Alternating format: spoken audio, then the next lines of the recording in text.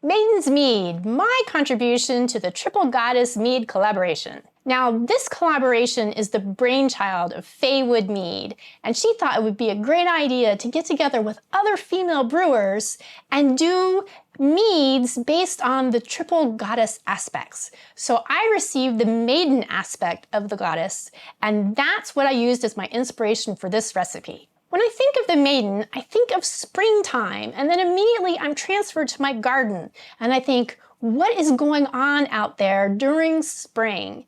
And that's flowers. So I knew I wanted this to be a floral mead.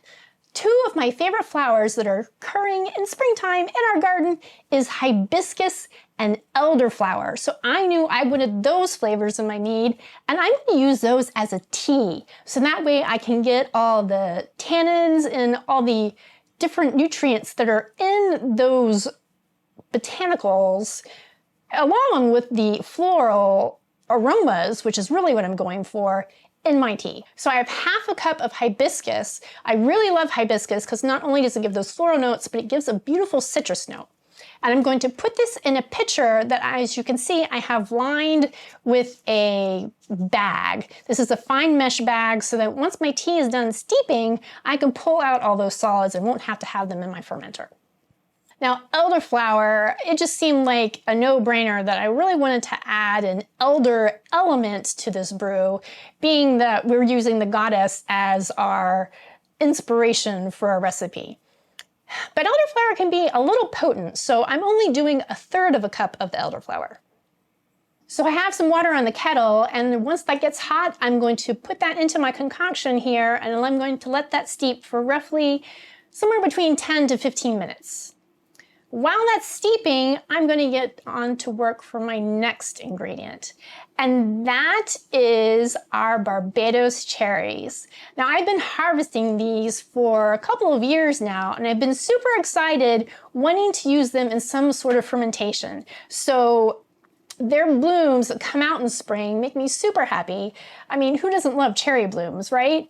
So this seemed like a perfect opportunity for me to use these in a mead. These have been frozen. They do have pits, so I'll be spending the next, I don't know how long, pitting these. This is 2.75 pounds or 1,970 grams worth of cherries. Okay, so guess what? These cherries are slightly different in anatomy than a traditional cherry, and that's because they have 3 separate seeds in there. So I was trying to manhandle them and remove the seeds from the cherry, and I was ending up with more of the pulp being stuck to the seed and being discarded than left for me to ferment. So, change of plans. What I'm going to do is I am currently removing the stems, so, just pull the stem out, and I'm placing those unstemmed cherries in a separate bowl, and then I'm going to cook them with just enough water to cover my cherries, and I'm going to smash them with a spoon, and I'm going to show you that process now. Okay, as you can see, I just have enough water in here to cover my cherries. I have the burner on high, and I'm waiting for this to come to a boil. So I started smashing them against the side with the spoon, and then Brian said, hey, we got a potato masher, and that seemed like a really good idea. So now I'm just Hulk smashing the cherries. Okay, so my cherries are cooked and smashed, but I still have all that gunk in here. I have the seeds, I have everything. So what I'm going to do is I'm going to take this metal strainer and I'm going to continue to smash my cherries into the pitcher with my already steeped tea. I'm probably going to do this in small batches at a time because I feel like this is going to be really messy. And now I'm just smushing with my spoon against the edge of the strainer there. So that way I'm forcing all the juice, all the pulp against the mesh, hopefully restraining the seeds. Okay, so that was a bit of a process, but hey, one of the things that I've learned as becoming a home brewer is to not only be patient, but be flexible. You may have a plan, you may have a route in mind, but the brewing that you're doing may take you a different path.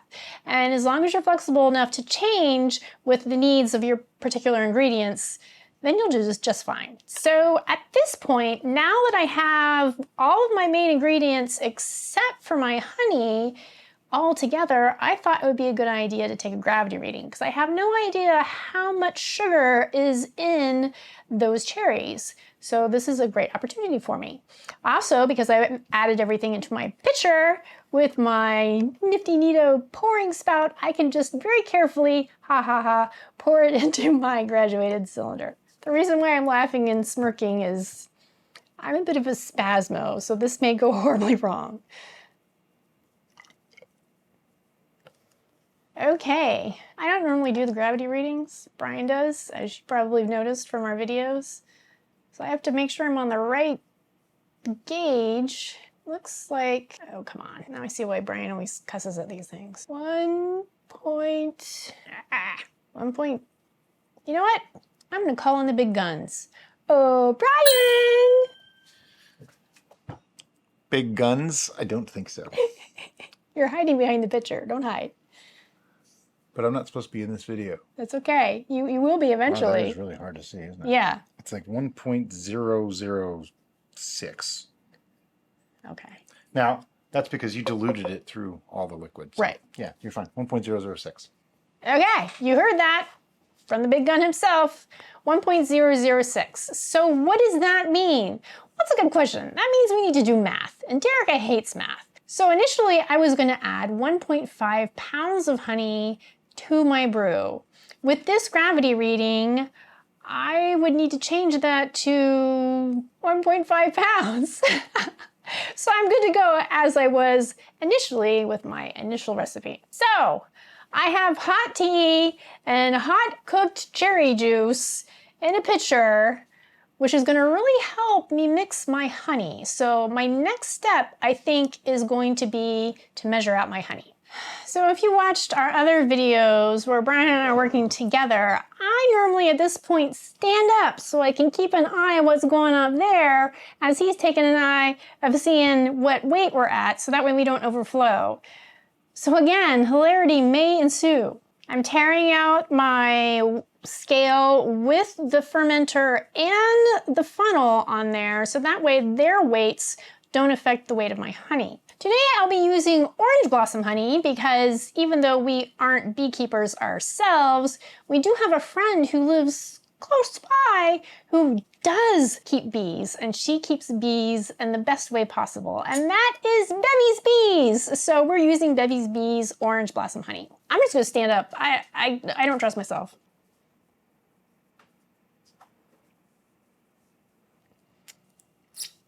That's really good honey. All right, so I now have to wait for all the honey to trickle down the funnel, but I did manage to get 1.502. So for my first attempt at going solo on pouring honey, I'm pretty pleased with that number. Okay, so normally, because we have all this hot water, this would be the time that we go ahead and pour that into our funnel because that's gonna help clear out any residual honey. But in this particular instance, I wanna make sure I get as much of that honey to pour through on its own before I start doing that because I'm going to do an added step. In the process of mushing all that pulp through the strainer, I did get some chunks in here, and I think a few of the tea particles got out too. Initially, my plan was to have all the solids in there so I could extract as much as possible. But since plans got changed, I thought, hey, well, let's use the big brain and strain out as many of the particles first, so that way when it comes time to racking, it won't be quite as a mess. So how am I gonna do that? I am going to put a bag in my funnel so that when I pour the liquid through my funnel, the bag will contain all those solids and I will have a more clear beverage to start off with. My bag and all of my equipment has been sanitized in the red bucket of sanitization in Star San, which is our sanitizer of choice. Of course, it's not 100% Star San because that would be crazy. You want to make sure that whatever sanitizer you use, you follow the instructions and dilute it appropriately. All right, so I got my bag, kind of wrapped up my funnel. I keep getting visions of a horrible mess being made in the process here, but so far, So good. So let's continue, shall we? Now remember, this is still hot, which is good at this point, so that way we can make sure when we mix this all up that we get all of our sugars from our honey throughout the consistency of the beverage. But it's also bad when it comes time to pitching our yeast. I'll get to that in a second.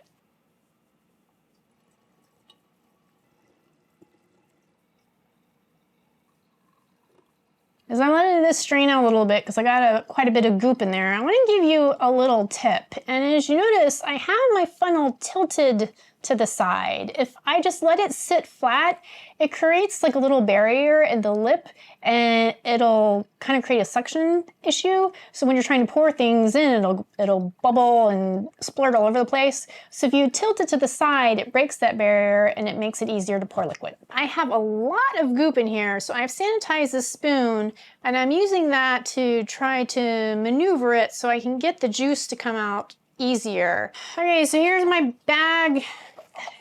Okay, so here's my bag of pulpy messness.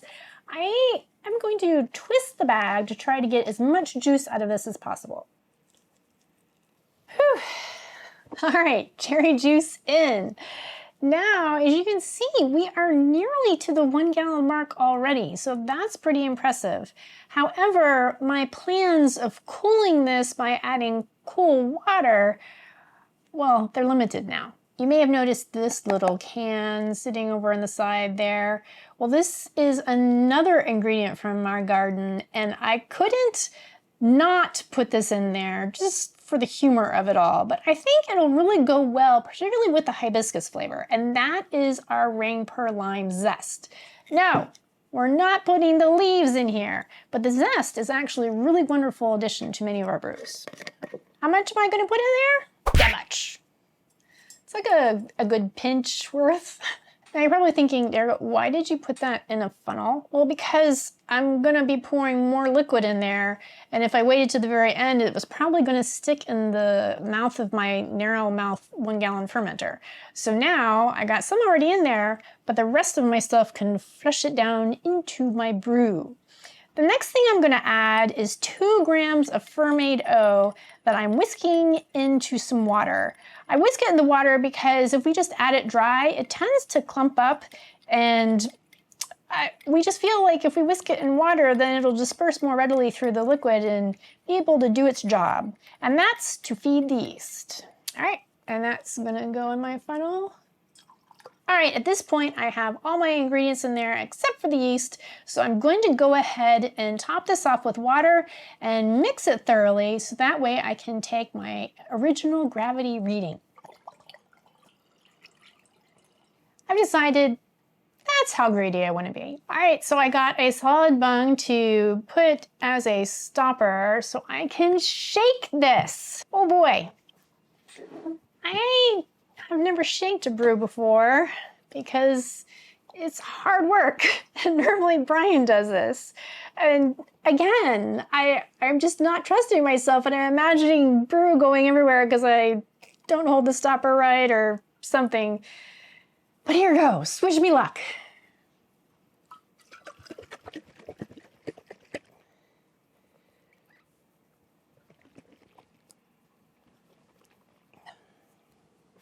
All right. This isn't working out as well as I'd want to. Brian showed me his technique, but he's got these big, monstrous, manly hands, and I have these currently cherry-stained fingers that aren't helping me at all. He does this finger-thumb thing, and it's not working. I got it kind of mixed, but I can still see a pretty significant layer of honey on the bottom.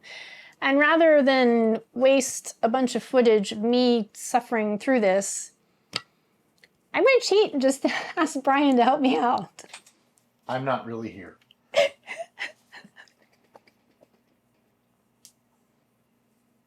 Thank you, Brian. All right, so now we have it mixed, and what we are looking for is the bottom side and all the edges. We want to make sure that we don't have any layer of honey, which is easy to see in most beverages. It's slightly more difficult in this beverage because look at that color. Oh, it's so pretty already. Now, of course, we got foam for shaking, but that's a good thing because that means our brew is oxygenated. Oxygen is really critical at the beginning of fermentation because the yeast require oxygen to reproduce.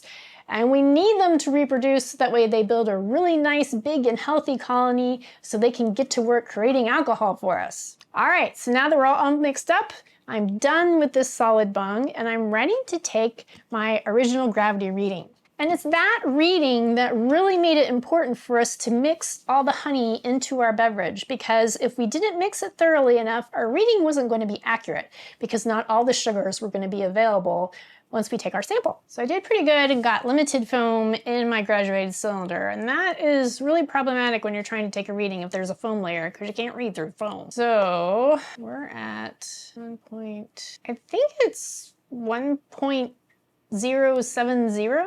Let's ask a second opinion. 1.070. Cool. Look at me, taking readings. All right, so I'm going to add that to my notes. And because everything has been sanitized and this is all clean, I'm gonna go ahead and add my sample back to my brew. So the only thing left for me to do is to add my yeast. My yeast of choice is Safel SO4. Why did I choose this? Well, because I'm making a hydromel, and so I knew I wanted to keep my ABV low. And this is a really great ale yeast, but we've also found that it's really great for ciders. So I thought that flavor profile in a hydromel, particularly a fruity hydromel such as this, would be appropriate. I am only using half a packet because these packets are pretty hefty, and a full packet should ferment 5 gallons of brew. This is only 1 gallon, so I'm doing half a packet. Back your packet! So the reason why we do this is just because these full packets, they have a lot of static cleaning, and those little tiny yeasts just like to clean there. And we paid for those yeasts, by golly, so we want them in our brew so they can do their job. Now we need a bung and an airlock. And now that I got my airlock in there, I'm going to give it a little swirl to try to get the yeast. They've just created this little pile on the foam. I want to get them down into the brew. All right, so I was just about ready to swirl this in here, and I'm feeling how warm this was, and then I thought, uh-oh, did I make a boo-boo? Well, I sort of did, but I sort of didn't, because we took the temperature and it is within the range that yeast can ferment without killing them off. If the brew was too hot, I would have just killed all my yeast, and that wouldn't make a very good brew, would it? All right, so you can see the yeasts have now gone down into the fermentation. They're clumping, they do that, it's okay. I just wanted them not to be sitting on top of the foam. So I am satisfied with that. Everything is set. This has been a really interesting process for me. I hope FaeWood Mead and Making Poor Decisions are having as much fun with their brew as I am with mine. I'm really excited to see what they will come up with. So this is going to sit in our fermentation station, and when it's ready, I'll be right back to show you what's happening next. Okay, so it's been 2 weeks, and here is where we are at. She has been a very messy girl. She was very active in fermentation. I switched to blow-off tube. I had to clean out the blow-off tube multiple times. I thought she'd calm down. I put the airlock back on. I had to clean the airlock out a few more times because she wasn't done. She finally calmed enough that I could put an airlock on and put her in our fermentation station to let her do her thing. She is still bubbling, but as we know, bubbling just means that off-gassing is occurring. So that means fermentation did occur, or at least the production of gas did occur. That doesn't mean it's still producing gas. But if I look farther down, first of all, look at this mess. She didn't create a Poisson line, she created a Poisson plateau, practically. So all those particles are just the proteins that, when it was foaming and going crazy, stuck to the glass. So it's not something that I'm really concerned about. I'm just going to be careful when I do rack this that I don't dislodge those stuck particles, because I really don't want them in my brew, but it's not something that I really need to be concerned about. But if I look below that, I do see a small layer of bubbles.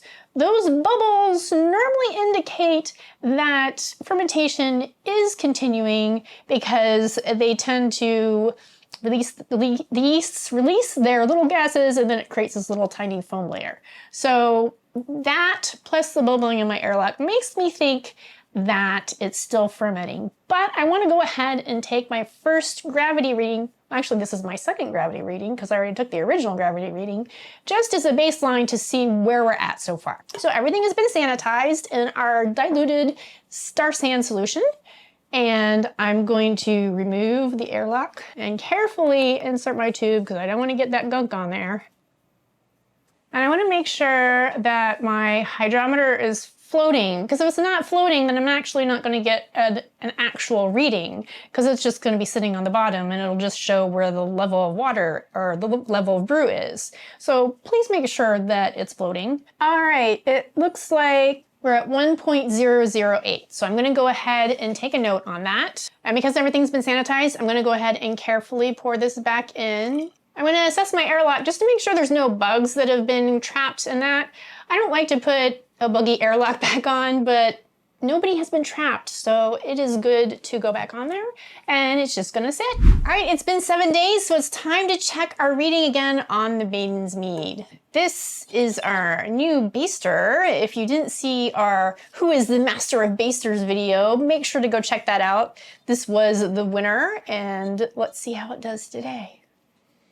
Now I wanna be really careful in inserting this because I don't want to get any of that gunk. The only downside to this baster is it is a smaller baster, so I have to go in there a couple of times. All right, we are floating, which is really important when taking a reading, because if it's not floating, you're not going to get an actual reading. Okay, so it looks like we are at 1.000. Does that mean it's completely done? Probably, but because there is alcohol in this now, it actually can go below the 1.00 mark in fermentation. 1.000 is the gravity reading of water, but alcohol is less dense than water, so therefore it can be a lower reading. All right, so I am gonna take the hydrometer out first because I had to really fill that up to the brim. And now I'm going to very carefully pour this back in because, as always, everything has been sanitized. So what am I going to do now? Well, last time it was 1.008 and now it's 1.000. I think, even though I'm fairly certain it's done, I think I want to give it just a little bit more time just to be extra sure that it's completely done fermenting, so that way I can go on to the next step. So I'll see you in a week.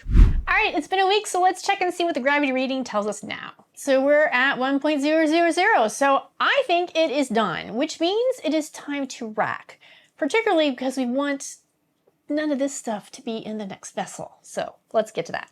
So I sanitized a new 1 gallon and my auto siphon, but you know what they say about curiosity and kittens. I just can't help myself. I really want to try some of the sample just as a sneak peek to see how we're coming along. Now let's see if I can pour it without making a mess.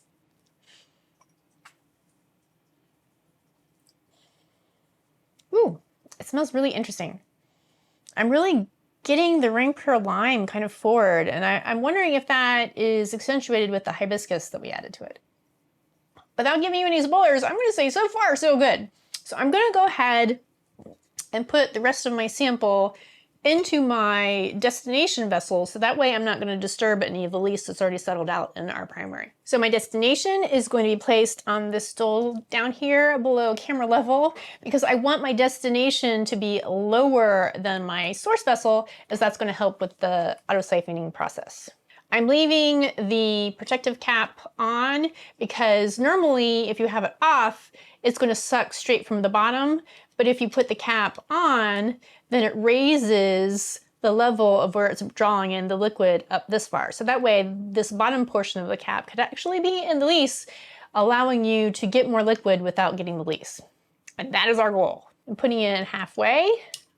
I'm going to go ahead and start the pump until I see that my tube is fully flowing. Then I'm going to carefully lower it. I don't want to just drop it because I may agitate the lees that I'm trying not to suck up. Okay, so I know I mentioned that she was a dirty girl during fermentation and made a big giant mess, but you can see the residue on this bottle. This is really interesting to me because normally we have just a line at the top that is a Croissant line. She has like a full-on Croissant plateau going on up here. Plus, you can see she did get some of her particles stuck to the side, and then there's a significant amount of lees on the bottom. None of this is anything I'm worried about because it is common to see all these things in fermentation, just normally not to this extent. So if you brew this at your house and you find you have similar situation, don't freak out, it's okay. So at this point, I'm gonna go ahead and make sure I have a clean airlock to put on my new fermentation vessel. And I'm going to let her sit. What I'm looking for it to do is to clear out even further, even though she's actually not that bad looking as it is. I also want to make sure that she has time to naturally degas. I don't want to shake her up or do any of the mechanical ways of degassing simply because that's my preference. If it's your preference and you have the ability to do that, then you can speed up the degassing process by doing that for you. So I'm just gonna let her sit. I took my notes, put my label back on there, and she's going into the fermentation station, and I'll see you when we're ready for the next step. Okay, it's been nearly 3 weeks and I'm pretty happy with the clarity. I do have a little bit of floaties going on in here, but with the chaos that was those cherries, I'm not surprised by that at all. So I'm gonna go ahead and rack this to a pitcher so that way I can take a sample of this and see where it's at, if I wanna back sweeten it, if I wanna enhance it with any flavors, where I wanna go next. I have removed the cap from the end of my auto siphon because I can see there's a little bit of lees in here, but it's not very thick. So I want to make sure that I am able to get as much of the product as possible. So I'm just going to be careful when I rack rather than rely on that cap. I did leave this much liquid in here. That's because of all those floaties and wispies that I got going on in there. I really didn't want that in my final bottles, and I'm pretty much nearing time for bottling, so I wanted to keep that in mind. So I went ahead and erred on the side of caution. Here is my brew. Because I racked this to my pitcher, I can go ahead and pour me a glass and see what we got. So first off, other than the floaty that's in there, I am really happy with the clarity on this and the color. It's this really pretty peachy, reddish, brownish combo. Which reminds me of cherries. So I'm happy with that since Barbados cherries was our primary ingredient for this. The aroma is surprisingly complex. I'm really happy with that as well because what do we use? We use the hibiscus, the elderflower, the lime, the orange blossom honey, and the Barbados cherries. And I think they're all playing a good role in the aroma itself. I am getting those citrus notes that I expect from the lime and the hibiscus. And I'm getting the fruity notes from the cherry. And then that bit of earthiness that I tend to attribute to the elderflower. So I'm really happy with that. Now let's give it a taste. That is actually really nice just the way it is. I'm really happy with this. My preliminary tastes, while it was still going, I was a little bit disappointed, and I'll be honest with you now on that point. But I also knew it was way too young for me to be critical on it and think where it was going to go because I had no idea. This is the first time I'd been working with many of these ingredients, particularly the first time that I've used them in this combination. The first thought that pops into my head is a tea, like a really nice herbal tea, particularly one that would include hibiscus. And I drink a lot of hibiscus tea, so I think those flavors immediately pop into my head, tea, because I drink so much hibiscus tea. So some things that I wanted to do initially with this that I still want to do is I wanted it to be a carbonated beverage. And I think that carbonation sensation and the slight almost tart pop that you get from carbonated beverages really is going to work well with the flavors that are in here. But because of the tea-like almost tart sensation that I'm getting from it as is, with the addition of the carbonation, I think it's going to need some sweetening. But I want to do it a little bit differently because I don't want to have to pasteurize this. I know that our final reading was 1.000, which means that it is done fermenting. So if I added fermentable sugars to here, then more than likely fermentation would restart. So rather than adding more fermentable sugars, I'm going to add some non-fermentable sugars. And what I've chosen to add is allulose. Now, because I'm not overly familiar with allulose, we've used it before as a sweetener, but we don't use it very often. What I'm actually going to do is just put a little bit in my taster glass here and see if that's going in the right sweetness direction that I'm looking forward in this beverage. And I'm doing this very scientifically, as you can tell. And I'm just putting probably way too much in this glass. I just want to see what this brings to the party. And because I know Glencairns are very delicate, I'm not going to use one of our spoons to stir it with. I'm going to go grab a chopstick.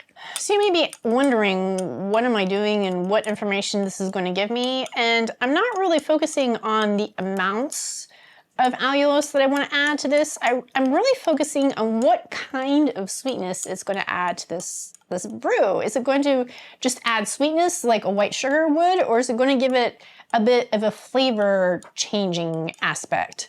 I'm hoping it's just going to add sweetness because that's what I'm looking for. I don't want a flavor changing. Like I don't want to add honey. I don't want to add brown sugar. I just want a little pop of sweetness to help balance out the tartness that's already inherent in the brew and the additional mental tartness that carbonation tends to bring as well. Now, if you wanted to enhance the honey flavor that's already in here, then you can certainly do this with honey, but honey is a fermentable sugar, so you will have to pasteurize. All right, that it did exactly what I wanted it to do. It just enhanced the sweetness. So what I'm gonna do is I think I'm going to weigh out increments of allulose and add that to this and just keep taking samples, oh no, until it gets to where I want it to be sweetness-wise. But in order to take those samples, I have to finish this first. So how much sweetness should I add? Well, only I can answer that question for me. I can't answer that question for you. And that's why I strongly suggest that you do the incremental additions of sweetness and take tastings so that way you know when it's going to be the sweetness level that you're going to appreciate. I think I'm going to do a 1/4 pound or 4 ounces increments of allulose additions.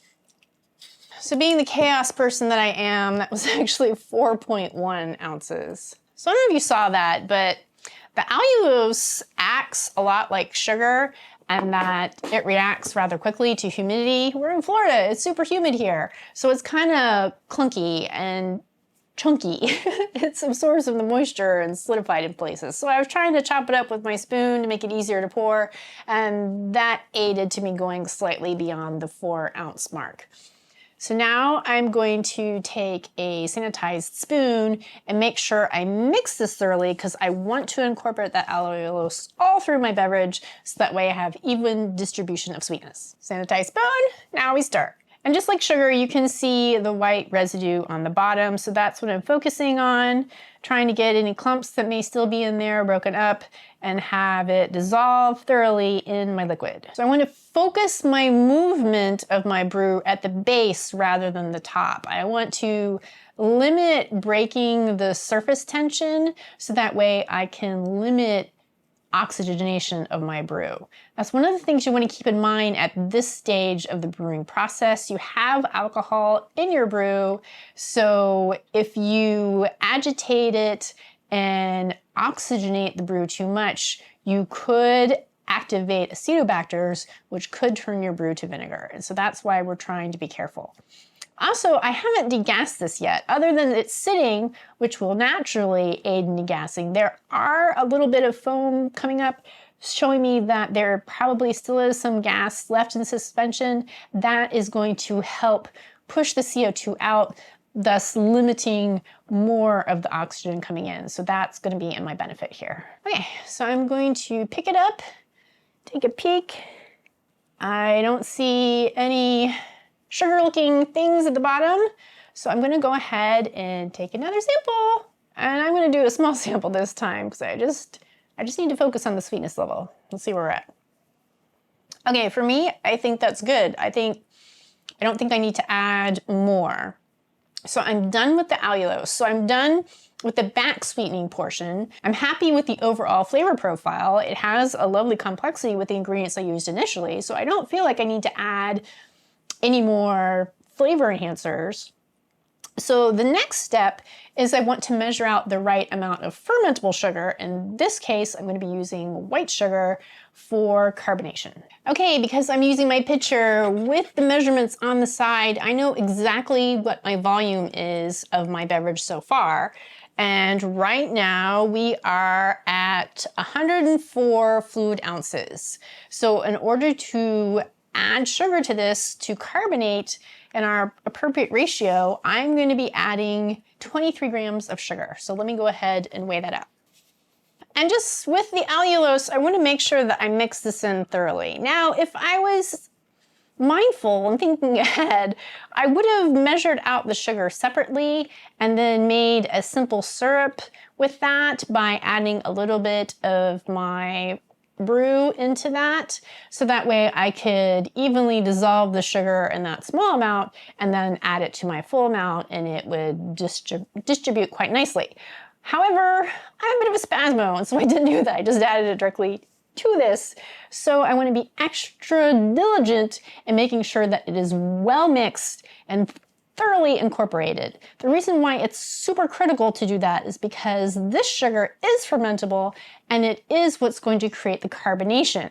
So if I don't have it thoroughly distributed throughout my brew, when I bottle it, I may have some bottles that have not enough of the fermentable sugar and other bottles that have way too much of the fermentable sugar. Okay, so I've had these bottles sitting in the sanitizer solution while I was prepping my brew, so they're sanitized and good to go. I also have my auto siphon and I'm going to attach the bottling wand to the end of the tubing to aid me in bottling, and I'm going to go ahead and bottle now. If you're not familiar with a bottling process, I'm going to put a link in the description below to our bottling video, and I'll see you when I'm done. All right, so I got 6 bottles and that much. What does it mean by that much? Well, that's as far as this one got filled. So because it has all of that space for head space, I really don't trust this one. So I'm not going to allow this one to carbonate. I'm actually just going to drink this one right now. Well, not right now, when I'm done with this. The rest, however, are going to sit in our bomb shelter, which is just a big, thick plastic tub that we put all of our carbonating beverages in, just in case something goes wrong. Luckily, that hasn't happened yet. I hope it doesn't happen now. But they're going to stay in there for a week to 10 days, in that range, so that way they can carbonate, and I will see you then. It is the moment of truth, and because it is that time, I've called in the big guns. My partner in crime, Brian! Yay! I'm going to shrink, that way I'm not the big gun. How's that?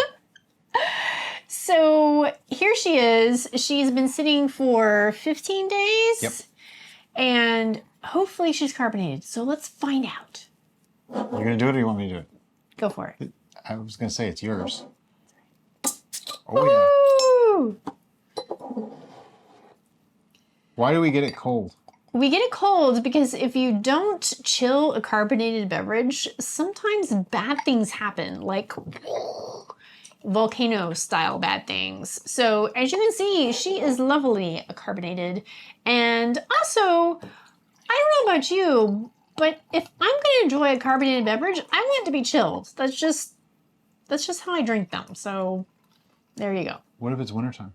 If it's wintertime and I'm drinking a carbonated beverage, I still want it chilled. I don't care. All right, to start off with, I know that the cloudiness on my glass is actually from the temperature difference. It is really clear. It is beautifully clear. And Yep. I noticed that when I removed it from the bomb shelter and put it into our mini fridge, it was beautifully clear. And I was really happy about that. It is this really pretty reddish, orangish.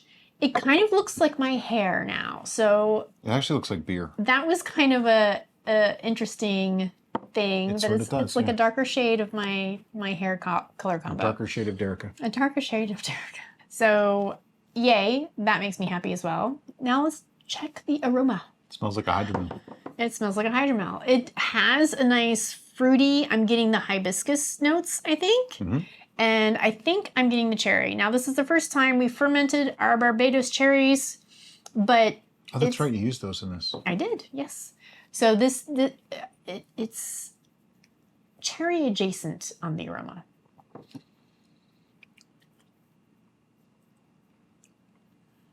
That's got a nice balance of flavors there. Lots of flavors going on.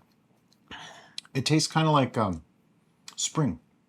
And that is wonderful. I am so happy now that Brian said that, and he didn't really know what I was doing. So yeah, she really didn't fill me in. It was more like a, hey, I need some technical assistance with this thing I'm doing. Numbers, give me numbers. That's all I really wanted from It does taste like. I used you for numbers. I hope you're okay with that. It's all right.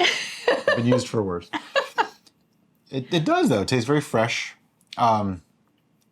It's young still, but I think this is meant to be drank young. It's a hydromel. Yeah, it's a hydromel, and being that it's a Maiden's mead, I envisioned it representing spring. So when Brian said it tastes like spring, I'm like, yay! I mean, it's not really my kind of flavors, and I think you knew that before I even said I did know that, and when I took my initial taste, I was getting a little bit of that dreaded grapefruit flavor. I don't really get that though.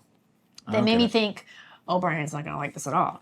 But at this point, I'm not really getting the grapefruit flavor. I am getting a bit of the tartness, but it's coming off more of a tart cherry and the tartness from the hibiscus. Yeah, there's a tartness, and I got this. The smell. I don't want to say anything, but the smell really wasn't appealing to me.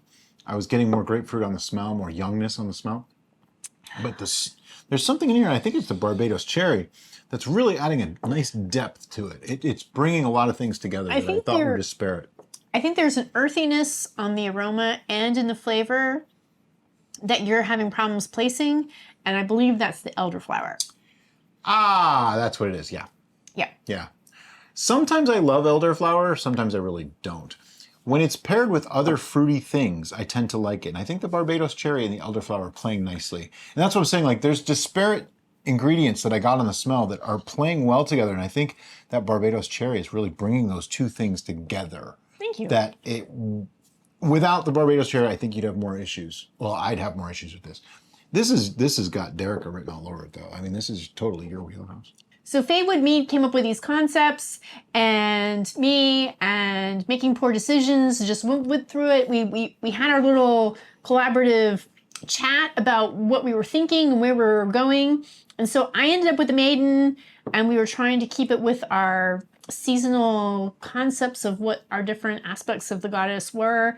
So immediately I went to spring, I went to my garden and what we grow. So I just happened to catch this out of the bottle. This is 9.5% ABV. For hydromel, it's a little high, but not like out of the range.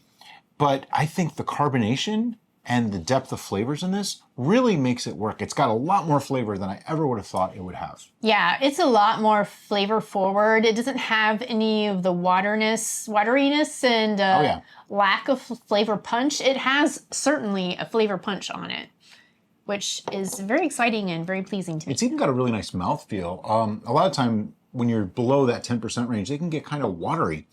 I'm not detecting that here. There's a good mouthfeel overall. And there's some things in here that aren't necessarily my favorite. But I'm trying to be very impartial and all that. I would say this is a huge success. There's nothing in here that is wrong in any way.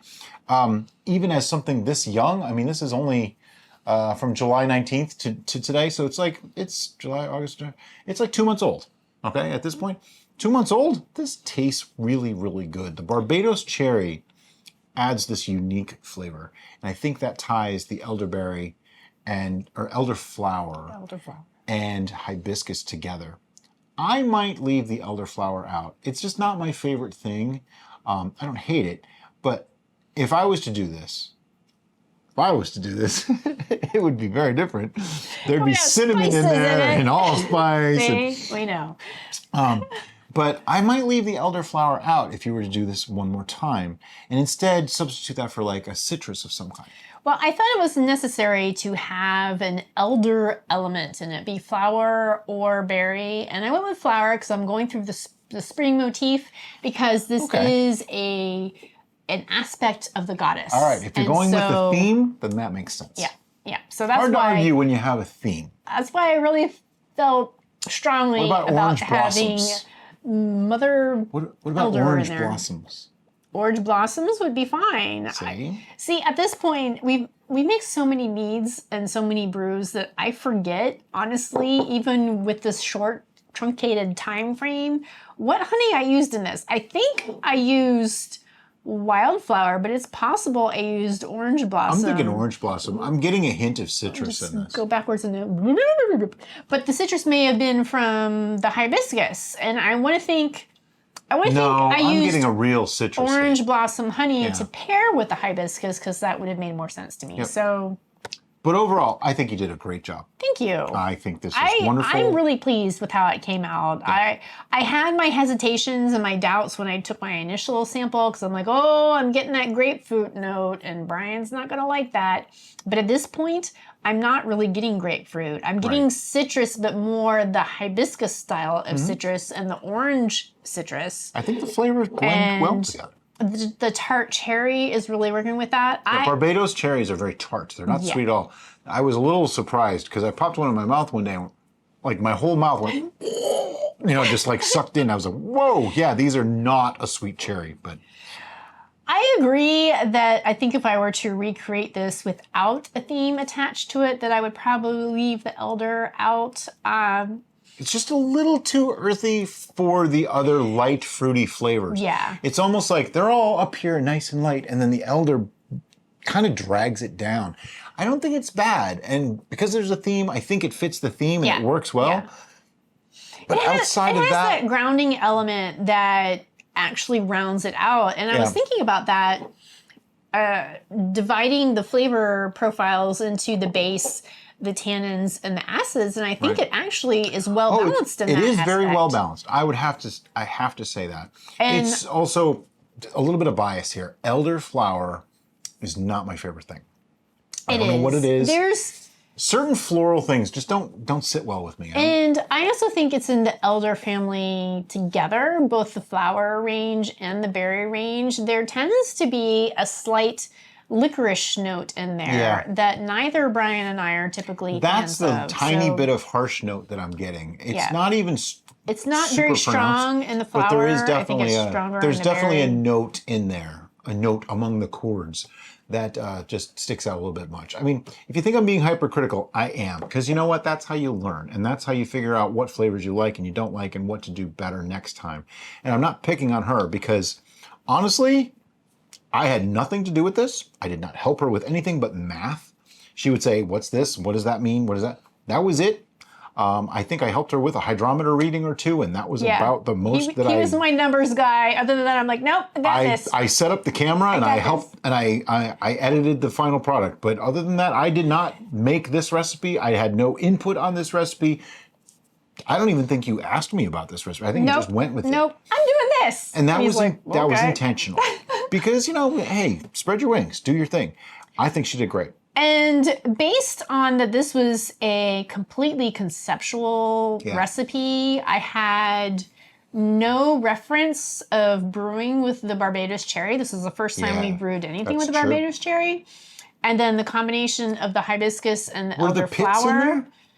I believe I pitted them. Okay. I don't recall 100%. I was just curious because the pits sometimes add a little bit of a sour, not a sour, a bitterness. Yeah. I think I did manually de-pit them. I remember. You have more patience than I do. I have a vague recollection of a really annoying process. I could not sit through pitting that many cherries. We have a lot of those cherries. We do. But I am really happy with how this turned out based on my lack of experience with these particular ingredients, and particularly in this combination, and how I had an idea, a vision given to me by our collaboration with FaeWood Mead and Making Poor Decisions on what I wanted conceptually for this to be, and for it to be an actual beverage now sitting in front of me that I'm enjoying and being That I finished. pretty much on par with what my vision was. I'm really happy. I think the carbonation added tremendously. Yes, this definitely lightened needed this to be a carbonated. beverage. It lightened it. It made it very easy to drink. It comes across like a light beer or a cider kind of thing. Yep. But it's more than those, because this is as flavorful as some stronger beers, and it would have to be a pretty strongly flavored cider to keep up. Yep. It's pretty powerful stuff. Yep. There's a lot of flavor there, a lot more flavor than you would think for a 9.5% beverage. Thank you. I'm impressed. I really am. Good job, babe. So if you're looking for something light and refreshing, but still give you a flavor punch and remind you of spring, then try the Maiden's Mead. As always, guys, thank you so much for watching. Have a great day. Bye-bye.